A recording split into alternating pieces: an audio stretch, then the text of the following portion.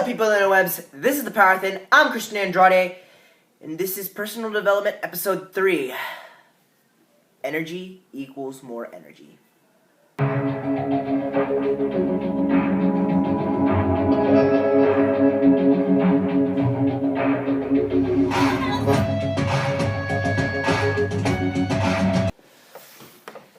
Okay, so what am I gonna do this?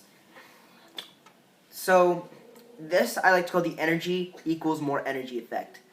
Now, someone else might have came up with this. You know, it's not entirely impossible because it's simple and it makes sense. But sometimes the things that are the simplest kind of fly over people's heads because they're too simple. People overcomplicate things. But basically how this works is when you bring a certain energy to a certain situation or a certain conversation or any kind of like social thing or anything like that, you will get the same energy back. For a couple examples, when you yell at someone, alright, angrily and stuff like that, "Rah! Get out of here!" What do you think is going to happen? Well, a lot of times, that person's going to yell back. They're going to get angry. They're going to, not like it. It's an irritation. No one likes to be yelled at. So, they yell back, making more of that same energy. On the other hand, you will get, when you are very happy and you go up to someone, that person can't help but be happy in the face of that person either. They can't. When you smile at someone, most times you can't help but smile back. This can be very useful in social situations, really. At first you would think, how is this going to help personal development? But being able to deal with people is a big part of personal development. If you can't deal with people, then you're going to become very, malice towards everyone in the world, and, that's not good, Now, there are exceptions to this rule. There are distortions in people's personalities and distortions in their, everyday behavior that led them to kind of become these exceptions. For instance, when you yell at someone, they might cower down instead of yelling back, instead of being aggressive back. They'll be scared, they'll be shooken inside because this person yelled at them. And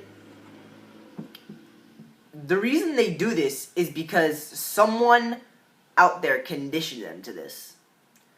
Whether it be a parent, a friend, or just a traumatic experience they had with someone else in their past. And it doesn't need to be that bad of an experience. It just needs to happen over a long period of time, Another example is when someone sees someone else who's happy, they'll become jealous. And most times they'll say, "You're not taking this situation serious enough." But really, subconsciously, they're just jealous because they can't be happy like that person can. Because someone made them look over their shoulder all the time. Because someone called them out when they were taking a situation serious. Especially something like, "You're not acting mature enough."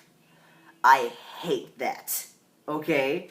Maturity is not, acting a certain way, It's not playing with those toys, not looking at a certain show. It's not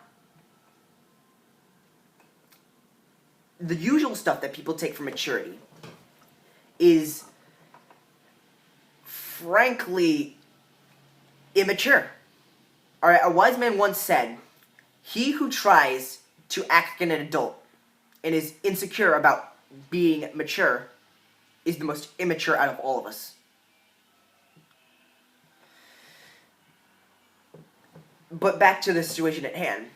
Stuff like that. That is what conditions people to these kind of things. Alright?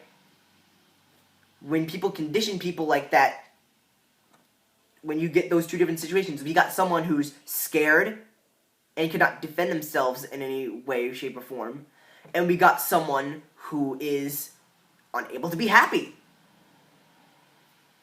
And there are more situations like this, distortions in people's behaviors that really hurt them. And a lot of times it comes from the parents. It's just